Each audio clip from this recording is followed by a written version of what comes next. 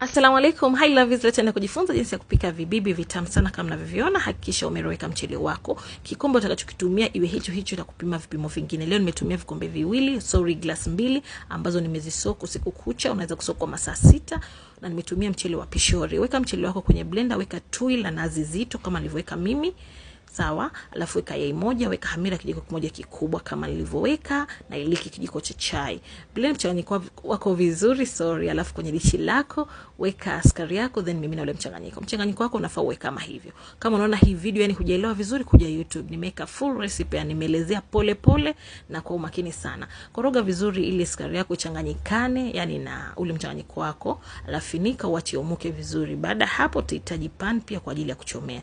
Mchanganyiko wako baada ya kuumuka koroge vizuri ili kuweza kutoa upepo, alafu tayari kwa kuanza kuchoma. Kwenye non-stick pan yako kama hiyo kadogo, usitumie zile kubwa. Weka mafuta, weka ule mchanganyiko wako, na ukitaka iwe nene weka vijiko 2 mpaka 3. Ukitaka iwe nyembamba weka kijiko tu kimoja.